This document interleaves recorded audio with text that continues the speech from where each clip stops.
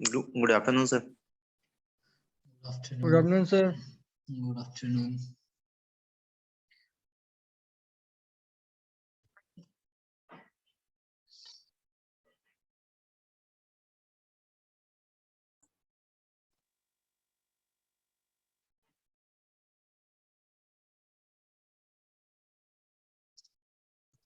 चलो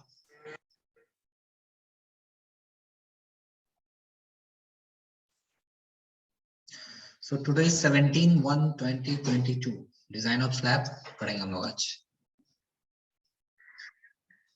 ठीक है, Good afternoon, sir. Good afternoon. Codal provision किसने देख के आया? कोडल प्रोविजन कितने लोग देखे थे स्लैब का? एनीवन? मैं टेक आउट किया था,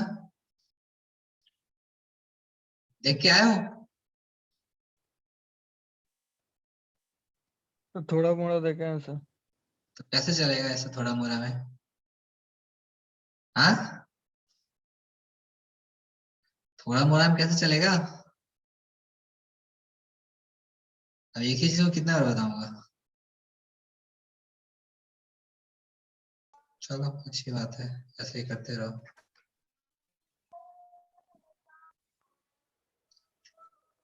ठीक है, तो पहले कुछ आज थ्योरी देख लेते हैं, है ना? उसके बाद फिर हम लोग आगे बढ़ेंगे।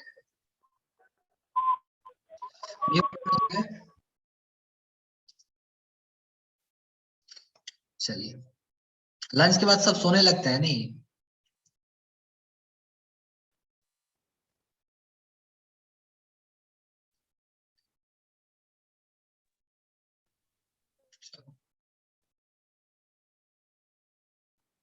सो वन नोट मुझे खोलना पड़ेगा ना।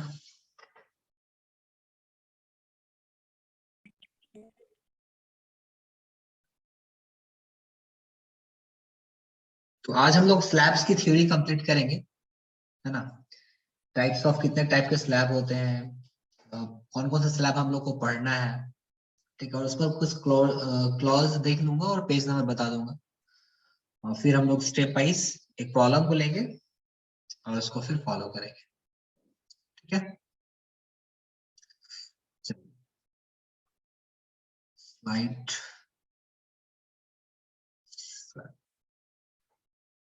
दिख रहा है? Slide Yes, sir. Yes, sir. So start करते हैं फ्रॉम बेसिक। कुछ डिस्कशन ऑलरेडी हो चुकी थी पहले, तो अभी हम लोग का जो टॉपिक है दैट इज स्लैब। सो जो टाइप्स ऑफ स्लैब हैं आरसीसी में, types. Good afternoon, sir. Good afternoon. Slide दिख रहा है ना? म्यूट कर लोगे तो फिर मैं म्यूट कर दूंगा, तो फिर बोल नहीं पाओगे। चलिए,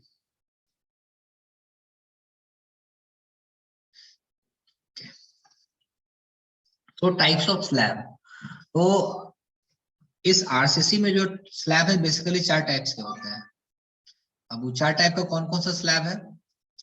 नंबर 1 है one way slab. Number way one way slab. Number 2 two way slab. Number 3 क्या होगा? 3 वे स्लैब। हाँ, that is flat slab. And number 4 flat plates.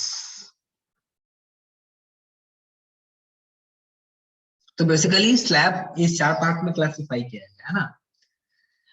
तो one way slab, two way slab, flat slab and flat plates. Out of this we have to study only this 2 things, one way slab and two way slab से एक एक question आ सकता है। एक question आएगा 20 marks का आपका। ठीक है, कितने मार्क्स का क्वेश्चन यहाँ से? 20 मार्क्स। इवन जब मैं कॉलम बता रहा था, कॉलम से 20 मार्क्स का क्वेश्चन आएंगे आप। क्लियर है? तो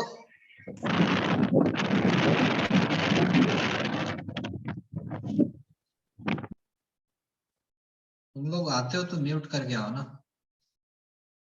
सब। तो हम लोग देख लेते हैं ये वन वे स्लैब क्या है, टू वे स्लैब क्या है। किसी को आइडिया है क्या वन वे स्लैब क्या है, टू वे स्लैब क्या है? एनीवन? किसी को आइडिया है क्या?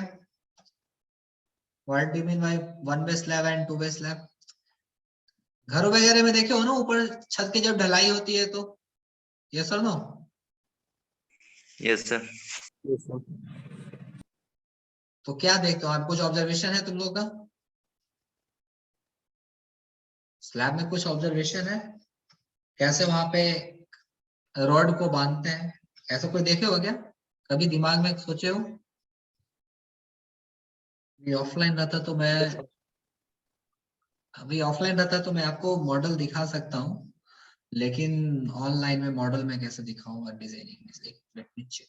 यस, क्लास में मैंने एक बार स्लैब को दिखाया था, किसी को याद है क्या?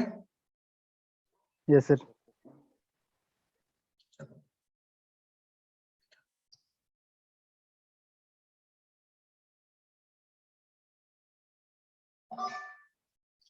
दिख रहा है ये स्लाइड? दिख रही है?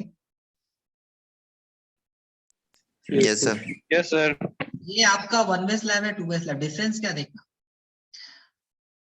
वन वे स्लैब में ये दोनों एंड, ये वाला एंड और ये वाला एंड, है ना, सपोर्टेड है अपोजिट साइड में। यस और नो? यहां से भी यहां से भी दो एंड्स, क्या है इसका, दो एंड से सपोर्टेड है ये, है कि नहीं? This Yes, is sir. Your longitudinal reinforcement और primary reinforcement, this is your secondary reinforcement. Two way slab में क्या है, इसका चारों एड्स फिक्स है, देख रहे हो, चारों एड पे फिक्स है, क्लियर है?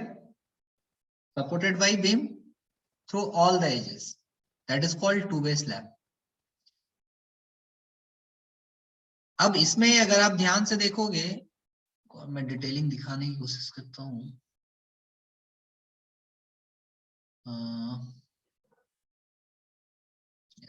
इसमें सही से लिखिएगा।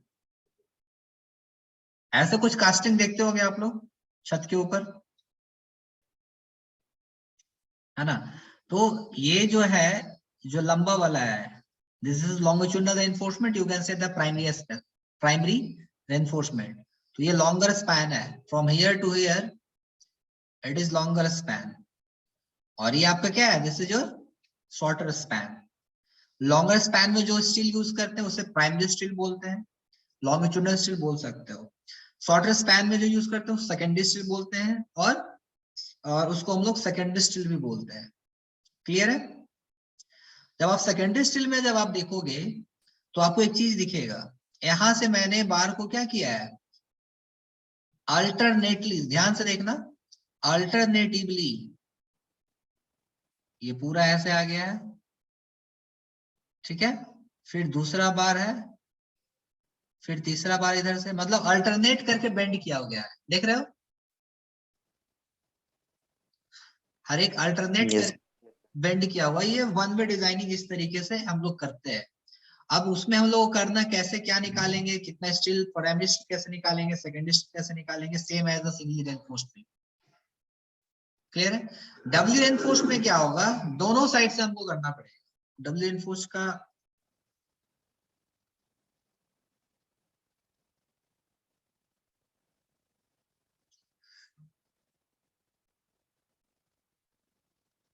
इसमें नहीं दिख रहा है। सेकेंडरी स्टील को हम लोग डिस्ट्रीब्यूशन स्टील भी बोलते हैं ना, सेकेंडरी स्टील को हम लोग डिस्ट्रीब्यूशन स्टील भी बोलते हैं इसमें। यस, देखो इस डायग्राम में आपको क्लियर हो जाएगा। ये सब आपके क्या, these are the main bar, ठीक है? अल्टरनेट बार बेंट अप है एट डिस्टेंस ऑफ L/4, ये क्वेश्चन आएगा, कोड में भी लिखा होगा, L/4 फ्रॉम बीम फेसेस से। और ये जो सारे हैं ये सब, दीज आर द डिस्ट्रीब्यूशन बार। तो यहाँ पे दो बार होता है, मेन बार एंड डिस्ट्रीब्यूशन बार होता है। मेन बार को हम लोग प्राइमरी बार भी बोलते हैं, और डिस्ट्रीब्यूशन बार को हम लोग सेकेंडरी स्टील भी बोलते हैं। ये चीज क्लियर है? Yes sir. आपके स्लैब में दो चीज होने हैं, एक मेन स्टील होगा, एक डिस्ट्रीब्यूशन स्टील होगा। प्राइमरी स्टील हो सकता है, सेकेंडरी स्टील हो सकता है, कुछ भी लैंग्वेज आपको देखने को मिल सकता है। तो आपसे इस पे शॉर्ट क्वेश्चन भी आता है 5 मार्क्स का, write short notes on one way slab और difference between one way slab and two way slab. ये सब क्वेश्चंस आपके शॉर्ट नोट्स में आ जाते हैं। तो एक बार उसको डिफाइन कर लेते हैं कि वन वे स्लैब और टू वे स्लैब में क्या डिफरेंस है। ठीक है, उसको डिफाइन करने के लिए मैं एक साइड वन वे स्लैब लिखता हूँ, एक साइड टू वे स्लैब लिखता हूँ। मैं अलग अलग कर दिया हूं, लिखेंगे। इस साइड में लिख रहा हूं वन वे स्लैब, इस साइड है मेरा टू वे स्लैब। तो वन वे स्लैब में आपने क्या देखा, वन वे स्लैब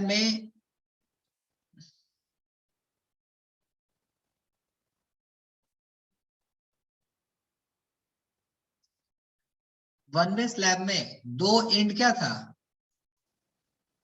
इसे हम लोग लॉन्गर स्पैन बोल देते हैं। दिस इज लॉन्गर स्पैन, और ये आपका क्या है, शॉर्टर स्पैन।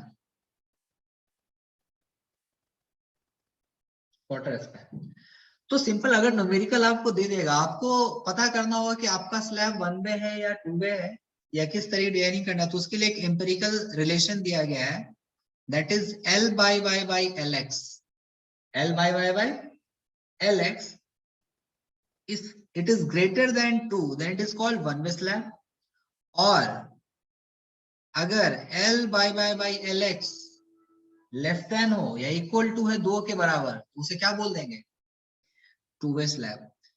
एक क्वेश्चन ये आएगा ही आएगा ऑब्जेक्टिव में, याद रख लेना इसको, वेरी वेरी इंपॉर्टेंट है कि अगर length of longer span divided by length of shorter span अगर 2 से ज्यादा बड़ा होता है, कौन सा स्लैब होगा मेरा, कौन सा स्लैब वन वे होगा, स्लैब। One way slab. और अगर L by Y by LX less than equal to 2 के बराबर होता है, तो उसे मैं क्या बोल देगा, that is a to way slab. अब आप ऑब्जेक्टिव वे स्लैब। देखना, किसी भी ईयर का ये क्वेश्चन आपको जरूर मिलेगा।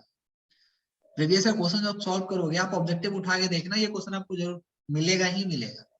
सेम रिलेशन पूछ देगा, one way slab two way slab क्या है। नेक्स्ट डिफरेंस हमने क्या देखा, वन वे स्लैब में जो दूसरा डिफरेंस है, म्यूट कर लोगे,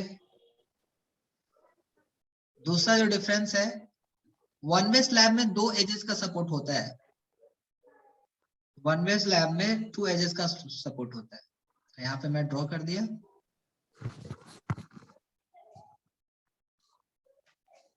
दैट इज ये टू एंड से आपका सपोर्टेड होगा, टू एज से। फिगर में मैंने दिखाया आपको, so this is your beam, ये बीम हो सकता है supported by beam from two opposite side. मैं नीचे लिख देता हूं, सपोर्टेड बाय बीम। स्लैब को किसके ऊपर कास्ट करते हैं, बीम का ही सपोर्ट लेके कास्ट करते हैं ना, ये समझो। घर में आपके बीम के ऊपर ही तो स्लैब कास्ट होती है, supported by beam from two opposite side, from two opposite side, और ये पैरेलल होगा। ठीक है, टू वे स्लैब में क्या है, टू वे स्लैब में आपका चारों एज सपोर्टेड होगा।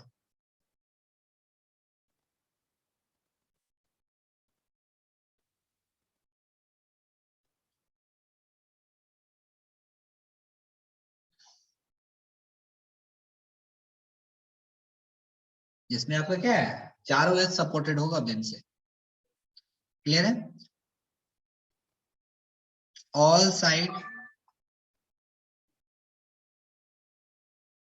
सपोर्टेड बाय, क्लियर है। इस वाले केस में वन वे स्लैब में तीसरा डिफरेंस मेन बार हम लोग प्रोवाइड करेंगे, main bar is provided in one direction only, main bar is provided in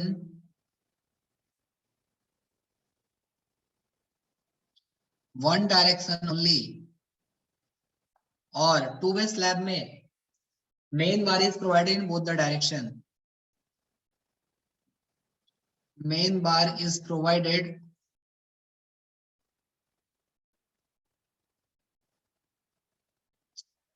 in both the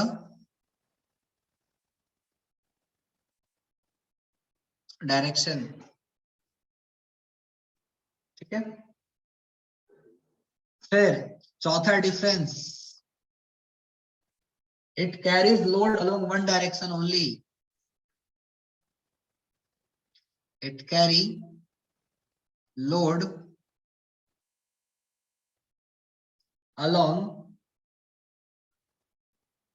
one direction only.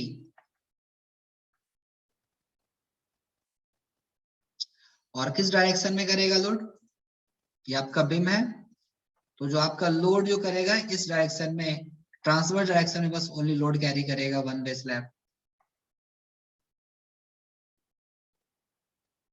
ठीक है, जबकि आपका जो टू वे स्लैब होगा ये चारों डायरेक्शन में लोड को कैरी करेगा। जो टू वे स्लैब है आपका, इसमें आपका जो लोड है ये चारों डायरेक्शन की तरफ कैरी करेगा।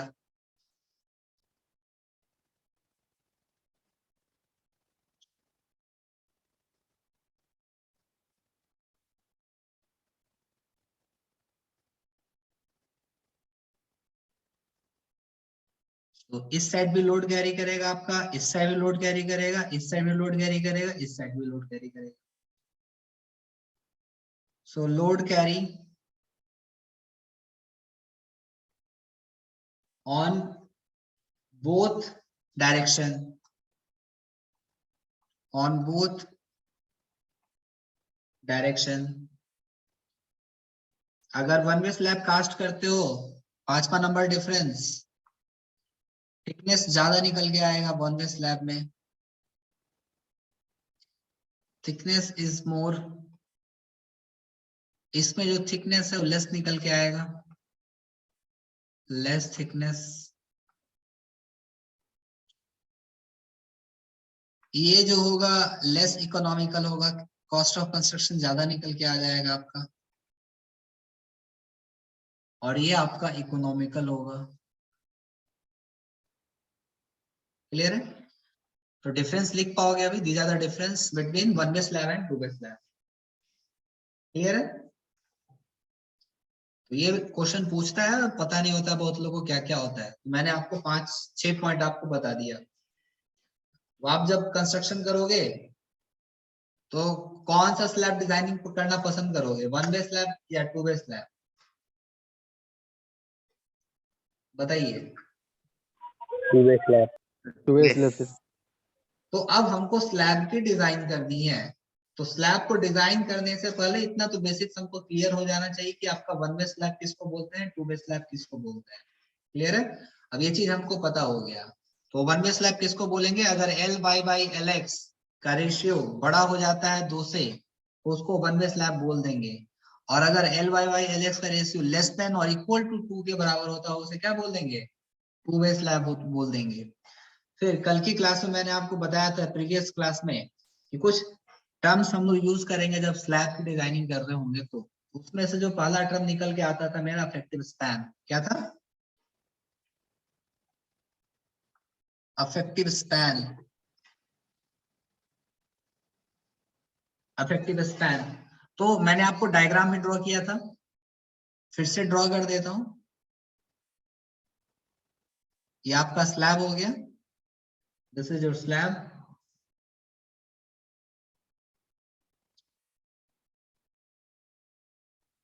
बस आपके अंडरस्टैंडिंग के लिए मैं बना दे रहा हूं।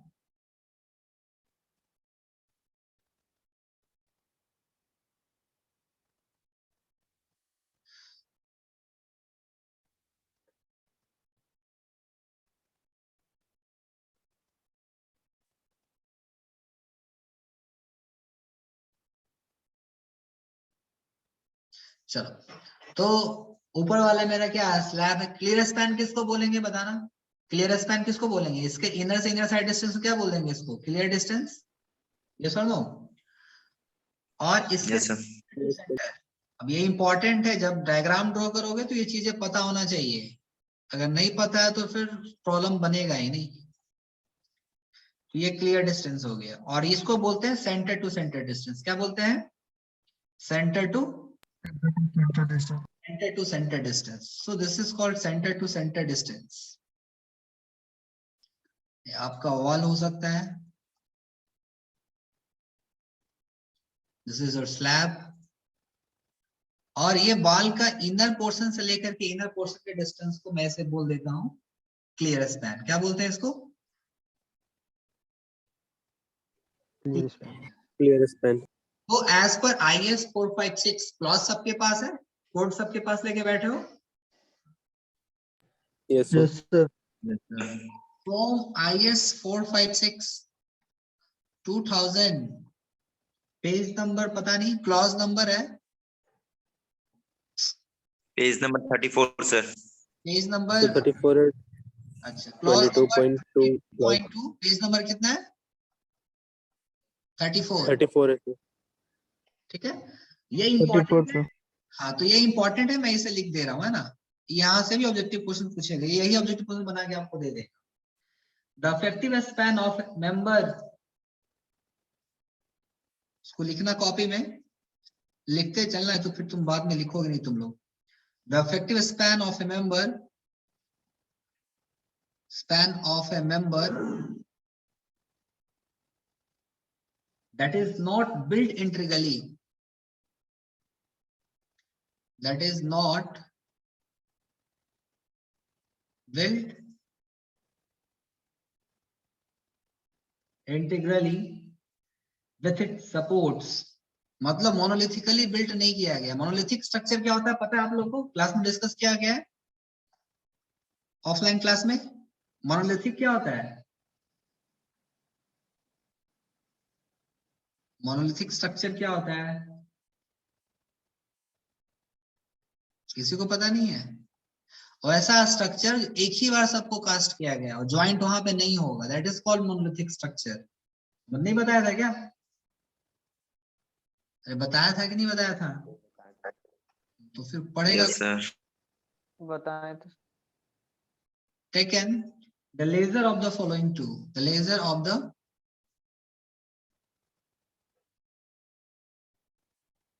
following two, इन दोनों में जो सबसे कम होगा उसको लेंगे। पहला क्या बोलता है? Clear span plus effective depth of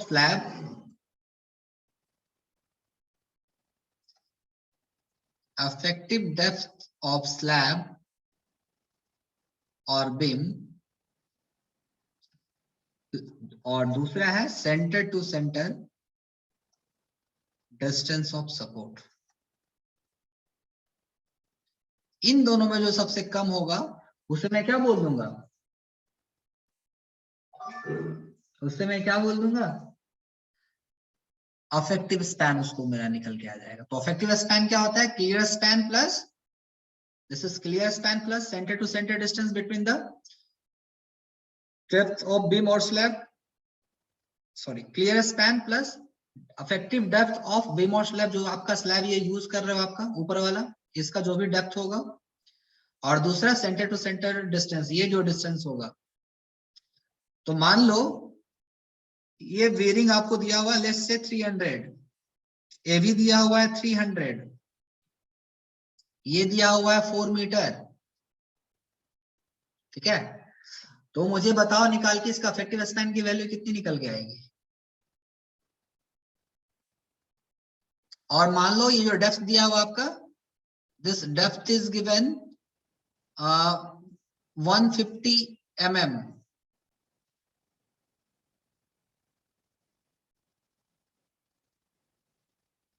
बता पाओगे क्या इसका क्लियर स्पैन इफेक्टिव स्पैन कितना निकल के आएगा? बस रैंडम मुझे बताओ। डायग्राम में मैं दे दिया हूं सारा चीज। डेप्थ दिया हुआ है 150 mm, वॉल थिकनेस दिया हुआ है 300 mm, बोथ साइड में आपको बताना इफेक्टिव स्पैन कितना निकल के आएगा।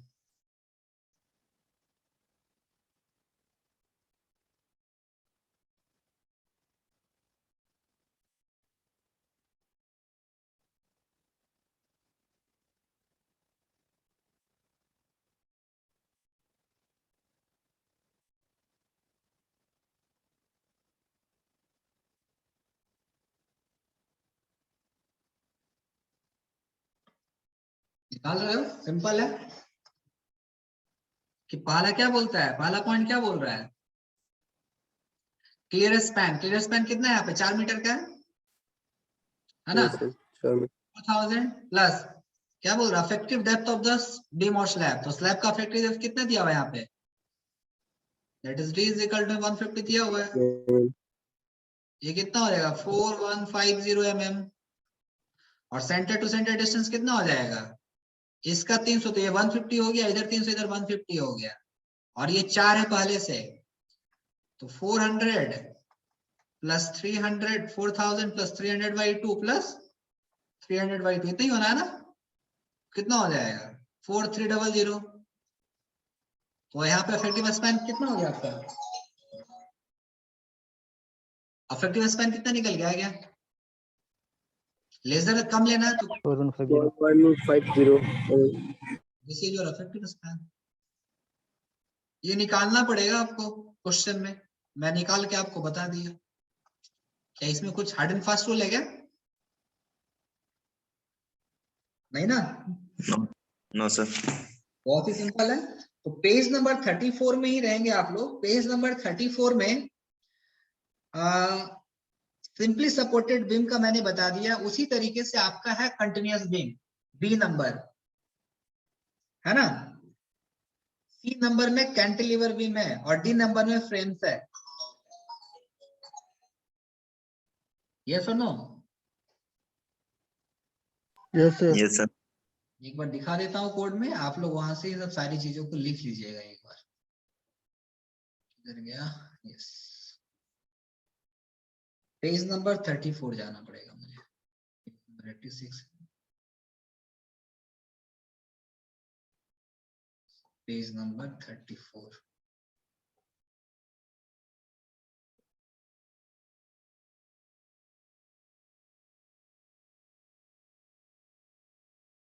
पेज नंबर 34, यस, ये देखो, ये तो मैंने बता दिया आपको विच एवर इज लेस।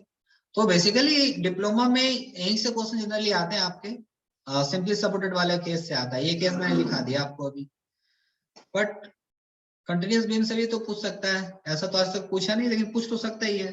तो कंटिन्यूअस बीम के लिए क्या दिया हुआ है यहाँ पे, उसको देखना एक बार। कंटिन्यूअस बीम के लिए बोल रहा आपका कि in case of continuous beam और slab, if the width of the support is less than 1/12 of the clear span, तो ये बोल रहा है यहाँ पे, मैं यहाँ पे बस ड्रॉ कर दे रहा हूं एक बार, कि अगर ये आपका स्पैन है, दिस इज योर स्पैन, और ये कंटिन्यूअस है, कंटिन्यूअस इस तरीके से निकल के आएगा, यस और no, this is your continuous है कि नहीं, और ये कंटिन्यूअस चला जा रहा है, तो जो इफेक्टिव स्पैन यहाँ पे निकल के आएगा, यहाँ पे आपको तो क्लियर स्पैन ये ले लेना होगा, this is your clear span, ये कॉलम हो जाएगा आपका, दिस इज योर कॉलम। तो कॉलम के साइड से जो भी ये होगा, this is your clear span. तो बोल रहा है कि इफ, ए नंबर में बोल रहा है कि if the supports are wider than, मतलब ये जो सपोर्ट है आपका, अगर इसका विड्थ 1/12 ऑफ क्लियर स्पैन, ये क्लियर स्पैन आपका मान लो कि 4000 mm आ गया आपका ये, ठीक है, और इंटू 4000 कर दो, तो अगर इसका क्या गया, क्या बीच में आ जा रहा है, तो if the supports are wider than 1/12 of the clear span, 1/12 of clear span से डिवाइड करो, अगर ज्यादा आ जाता है क्लियर स्पैन से, और 600 mm whichever is less, the effective span shall be taken as, उसका 1 नंबर पॉइंट दिया हुआ है, 2 नंबर पॉइंट दिया हुआ, तो इसको लिख लेना। जब प्रॉब्लम करेंगे कंटिन्यूअस बीम पे, तो इसको फिर हम लोग वहां पे सॉल्व कर लेंगे, है सिंपली। अब जैसे देखो यहाँ पे दिया हुआ है, four and span with one and is fixed and another continuous four intermediate span, the effective span shall B clear span between supports. तो इस पर्टिकुलर केस मतलब four and span with one and, अगर किसी का एक and fix है and other continuous है, तो उस केस में इसका जो सेंटर टू सेंटर जो सपोर्ट होगा वही आपका क्लियर स्पैन हो जाएगा। क्लियर है? इंटरमीडिएट स्पैन के लिए जो इफेक्टिव स्पैन की वैल्यू होगी, मैं फिर से मैं बता दे रहा हूं आपको, देखना लैंग्वेज को सही से। Four and span with one and fixed, एक एंड आपका फिक्स है, एंड द अदर कंटिन्यूअस और फोर इंटरमीडिएट स्पैन, मतलब कुछ इस तरीके से है। ठीक है, तो ये जो इंटरमीडिएट स्पैन है आपका, बीच के स्पैन को क्या बोलेंगे हम? इंटरमीडिएट स्पैन बोलेंगे। बीच के स्पैन को क्या बोलेंगे? Intermediate span. तो इंटरमीडिएट स्पैन में जो अफेक्टिव स्पैन की वैल्यू निकल के आएगी, क्या निकल के आएगी? Clear span between two supports. मतलब ये दो सपोर्ट्स के सेंटर टू सेंटर जो होगा, यही आपका अफेक्टिव स्पैन की वैल्यू निकल के आएगी। ठीक है, फिर उसी तरीके से दूसरा केस भी है, one and is free and another is continuous. उस केस के लिए क्या करना चाहिए? Effective span shall be equal to clear span plus half of the effective depth of the beam or slab, or the clear span plus half of the bit of the discontinuous support whichever is less। तो यहाँ भी condition दिया हुआ है, बाकी rocket joint आपको पढ़ना नहीं है। ठीक है, तो ये क्लॉज को हम लोग फॉलो करेंगे कंटिन्यूअस बीम के केस में। तो इसको भी लिख लेना है नोटबुक में, मैं लिखूंगा नहीं, इसको आपको खुद से लिख लेना है। क्लियर है? इसके बाद अब मैं क्लॉज की बात कर लेता हूं, जो क्लॉज में यूज करूंगा। ये तो वन वे स्लैब से रिलेटेड हो गया, और इसके बाद भी हम लोग जो क्लॉज यूज करेंगे, पेज नंबर 90 में चले जाएंगे। पेज नंबर 90 चले जाइए सबको, पेज नंबर 90 में। वर्किंग स्ट्रेस मेथड है, स्लैब के बाद में वर्किंग स्ट्रेस मेथड बता दूंगा, 2-3 घंटे लगेंगे इसमें।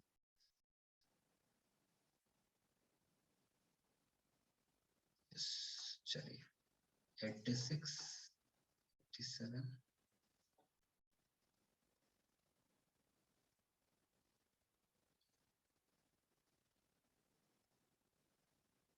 चलो ये देख रहे हैं यहाँ पे एनेक्सर डी, पेज नंबर कितना ही है?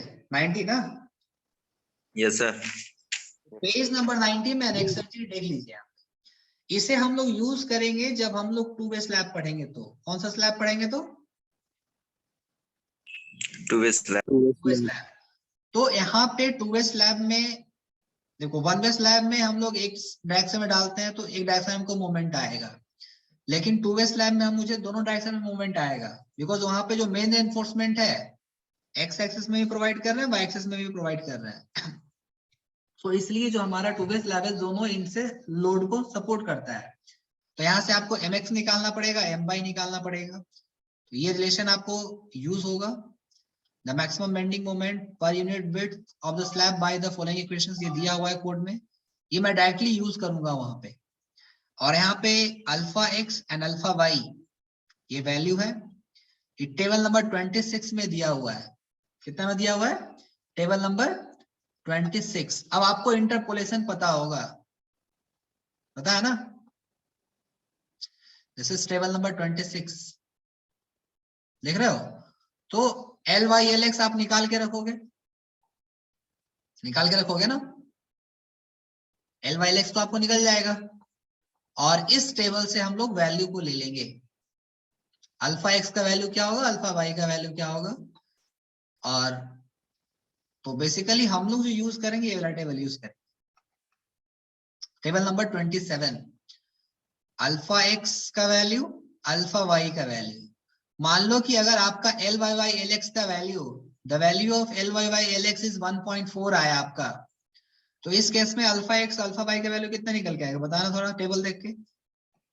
0.0099 0.0 और अल्फा y सेकंड सर 0.051 0.051 मतलब डायरेक्ट टेबल देख के ले लेंगे। लेकिन अगर यही वैल्यू, अगर L Y Y L x का वैल्यू 1.35 आ गया, तब क्या करोगे?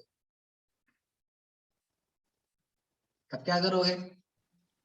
You have to interpolate, calculation करना पड़ेगा सर, इंटरपोलेशन करना पड़ेगा। इंटरपोलेशन करके। तो कभी यस सर रेयरेस्ट केस में आपसे पूछेगा इंटरपोलेशन करने के लिए, लाइक आपको डायरेक्ट वैल्यू आ जाएगी 1.3 1.4 ऐसे ही डायरेक्ट वैल्यू आ जाएगा आपका। तो आप ये डेटा लेकर के बना सकते हो। क्लियर है? अब इसमें स्लैब में ना कोडल प्रोविजन फॉलो करना बहुत सारा चीज है। तो जब हम लोग क्वेश्चंस करेंगे तो धीरे धीरे हम हर एक कोड को फॉलो करते चलेंगे। फिर तो जब हमने डिजाइन कर दिया, स्लैब डिजाइन कर दिया, कहने मतलब क्या हुआ? हमको स्लैब डिजाइन करनी है तो बेसिकली हमको क्या निकालना पड़ेगा? डेप्थ निकालना पड़ेगा, विड्थ निकालना पड़ेगा, एएसटी निकालना पड़ेगा। एक चीज निकालना पड़ता है ना, ये सुनो, डिजाइनिंग में तो यही 3 चीज निकालना होता है। Yes, sir. तो यहाँ भी हम लोग सेम केस निकालेंगे। और आपको बता दूं, स्लैब और बीम के केस में जो कैलकुलेशन बीम के केस में हम लोग किए थे एरिया ऑफ स्टील निकालने के लिए, सेम कैलकुलेशन स्लैब के लिए भी करेंगे। क्लियर है? कुछ भी चेंज नहीं होगा, सब चीज जैसे बीम में किए थे वो स्लैब में उसी तरीके से करेंगे। हाँ, स्लैब में हमको कुछ चेक्स वगैरह करने पड़ते हैं। चेक्स करने पड़ेगा मतलब हमको चेक करना पड़ेगा कि जो हम स्लैब डिजाइन किए हैं, स्लैब डिजाइन किए मतलब हमको मोमेंट की वैल्यू दी हुई रहेगी। मोमेंट, इस मोमेंट की वैल्यू के लिए मैंने डेप्थ को निकाल लिया, एरिया ऑफ स्टील को निकाल दिया। तो हमको चेक करना पड़ेगा क्या ये डेप्थ और ये एरिया ऑफ स्टील। अब एरिया ऑफ स्टील हमारे दो तरीके से यहाँ पे निकलेंगे आपको। एक कौन सा निकलेगा? मेन स्टील निकलेगा, और एक क्या निकलेगा? डिस्ट्रीब्यूशन स्टील निकलेगा। ये सर नो, एक मेन स्टील निकलेगा और एक डिस्ट्रीब्यूशन। Distribution scheme. सो अब ये चीज आपको कहाँ पे मिलेगा? अब मेन स्ट्रीम निकालना है, डिस्ट्रीब्यूशन स्ट्रीम भी निकालना पड़ेगा आपको। तो पेज नंबर आप जाएंगे एक बार कोड में, रिवर्स में बता रहा हूँ, पेज नंबर 26.5.2.1, पेज नंबर 48 जाओ, पेज नंबर 48 दिख रहा है? क्या लिखा वहां पे? क्या लिखा हुआ है? The mild steel reinforcement in either direction in slabs shall not be less than, कितना दिया हुआ है? 0.15%। 0.15% of total cross sectional area. Okay, इसको वीवीआई कर लेना, इंपॉर्टेंट क्वेश्चन है, ऑब्जेक्टिव पूछेगा आपसे ये वाला पर्टिकुलर स्टेटमेंट। और ये वैल्यू रिड्यूस कर सकते हैं हम लोग कहां तक?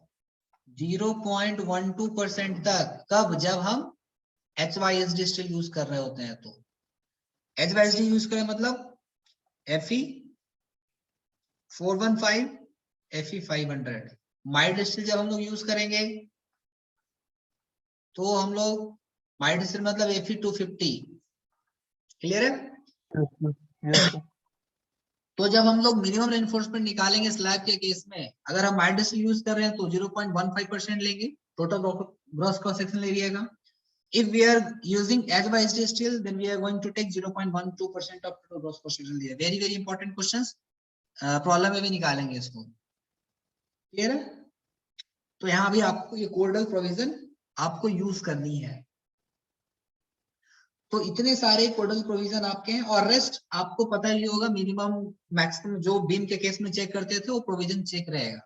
तो इसमें जो पहला हम लोग चेक करेंगे, पहला जो चेक होता है डिफ्लेक्शन चेक। क्या करते हैं? क्या करते हैं?